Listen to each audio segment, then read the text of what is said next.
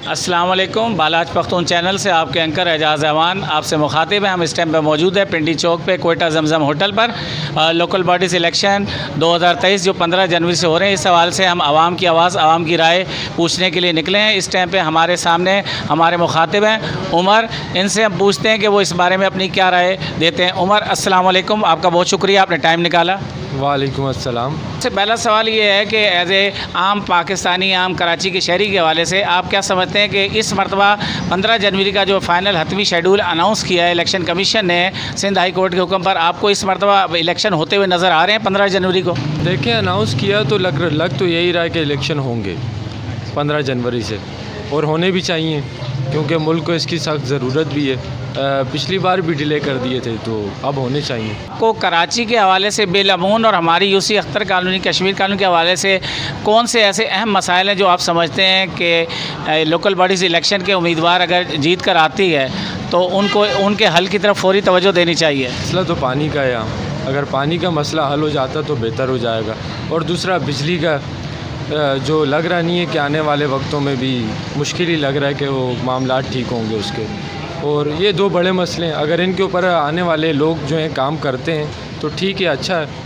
आप सेवरेज के मसले में क्या कहते हैं? आप सेवरेज के बारे में सर सेवरेज के बारे में मैं आपसे क्या कहना चाहूँगा, यही कहना चाहूँगा कि सर देखें, अभी सारे लोग बटे हुए हैं, ठीक है।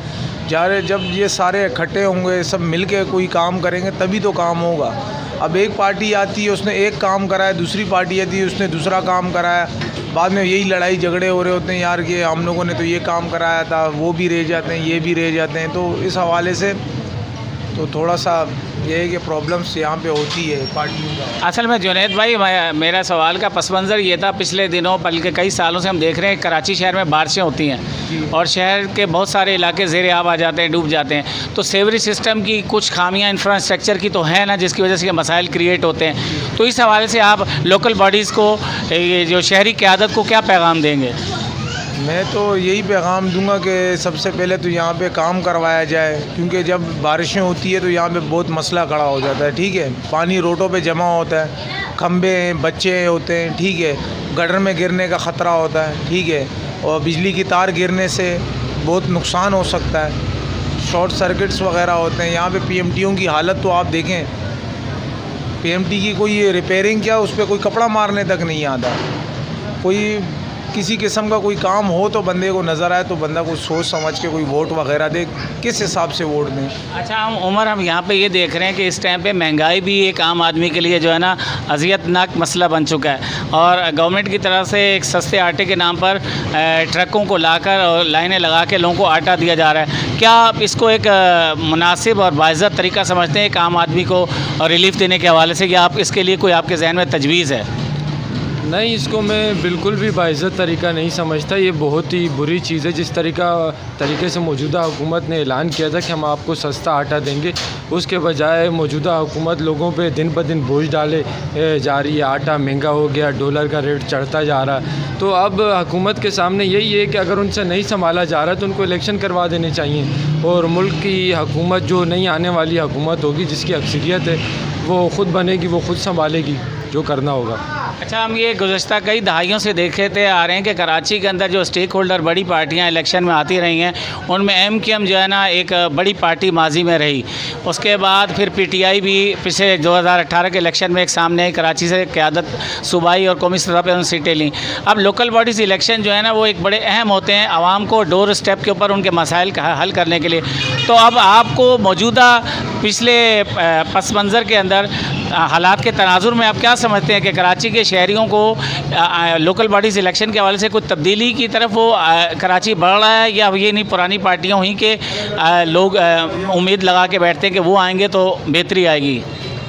मैं यही सोचता हूँ कि अगर ये लोग जिनको हम वोट दे रहे हैं, अगर इनके सीनियर मेंबरान जो हैं वो चोर हैं, तो उनको हम वोट दे के अपना वोट ज़ाया कर रहे हैं। वो अगर लोकल सतह पे हो, छोटी सतह पे हो या बड़ी सतह पे, वो हमारे लिए जो है ना मुश्किल है। तो अगर जो लोग इनको वोट दे रहे हैं वो तो उनको ही पता होगा वो क्यों दे रहे हैं, मगर इनको वोट नहीं देने चाहिए। इसके बजाय अगर हम पीटीआई को प्रेफर करें तो ज़्यादा बेहतर होगा। पीटीआई के लोग जो इस चीज़ को नज़र सानी भी रखेंगे, और ऊपर जो बड़े इनके सीनियर मेंबर्स बैठे हों वो ज़्यादातर अच्छे हैं, तो पीटीआई आई थिंक बेस्ट रहेगी वोट के लिए। अच्छा उमर, इससे लगता है कि आप खैर पीटीआई को सपोर्ट करते हैं। बहरहाल ये एक जमहूरी आपका राइट है, जैसे चाहे आप सपोर्ट करें। जुनेद, आप इस बारे में क्या समझते हैं कि हम इस मौजूदा जमहूरी निज़ाम जो है इससे एक आम आदमी जो है डिलीवर ना होने की वजह से यानी कि उसका एतमाद ख़त्म होता जा रहा है, और जब भी जनरल इलेक्शन होते हैं, बल्दियाती इलेक्शन होते हैं, बहुत कम तादाद में लोग 30% भी बामुश्किल वोट डालने के लिए निकलते हैं। तो आप क्या उनको मोटिवेट करने के लिए आम आदमी को लोकल बॉडीज़ के इलेक्शन के लिए पैगाम देंगे कि वो एक कसीर तादाद में लोग बाहर निकलें और वोट की ताकत को समझते हुए बाहर निकलें? उनको मोटिवेट करने के लिए आप क्या सबसे पहले तो मैं ये पैगाम दूंगा कि सबसे पहले हम अपने नादरा का जो सिस्टम है उसको ठीक कर दें। आधे से ज़्यादा लोगों का तो NIC बना हुआ नहीं होता है। अगर जैसे कि अब मेरा वोट है, ठीक है, अब मेरा वोट कहाँ है आपको पता है, मेरा वोट पेशावर में जाके लगता है। क्यों?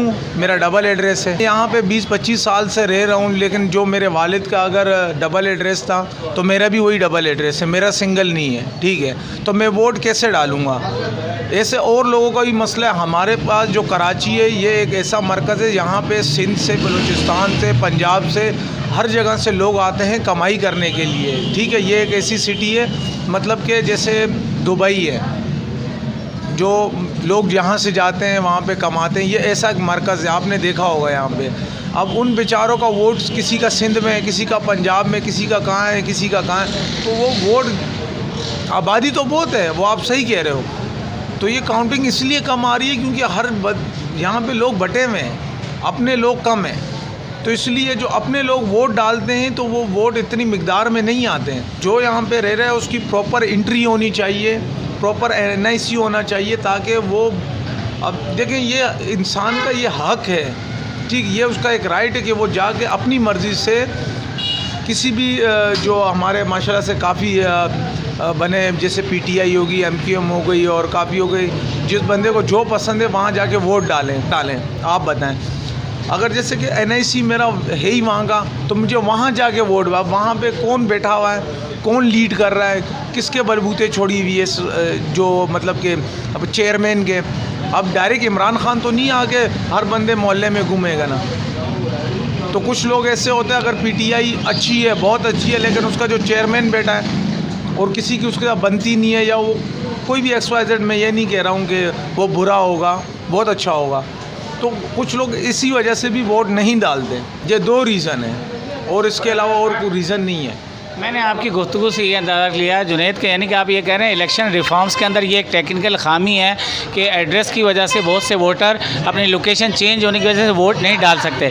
जिस तरह बायोमेट्रिक के ज़रिए शनाख्ती कार्ड को बेस करके कोई बंदा कहीं से भी सिम ख़रीद सकता है या कोई अकाउंट खोल सकता है, यानी आप कहना ये चाह रहे हैं कि नादरा के शनाख्ती कार्ड के बेस पे वोटर सिस्टम भी बायोमेट्रिक होना चाहिए। जो बंदा जिस लोकेशन पर मौजूद है वो अपना वोट कास्ट कर दे, और फिर सिस्टम जो है जब वो बंदा दूसरी लोकेशन पर जाए तो सिस्टम ऑटोमेटिक उसको रिजेक्ट कर दे कि भाई ये वोट कास्ट हो चुका है। यानी कि ये जो हम वोटर लिस्टें बनाई गई हैं मकामी सतह पर, ये जो है बहुत से लोगों को उनके वोट के रक्के दाही से यानी कि डालने से उसको ज़ाया हो जाता है, क्योंकि वो अपने आबाई इलाके में नहीं होता, कराची में होता, तो उसके एड्रेस की वजह से उसका वोट ज़ाया हो जाता है। तो इस बहरहाल बहुत शुक्रिया जुनैद और उमर कि आपने हमारे टाइम दिया। तो बालाज पख्तून चैनल से एजाज़ ऐवान को इजाज़त, शुक्रिया।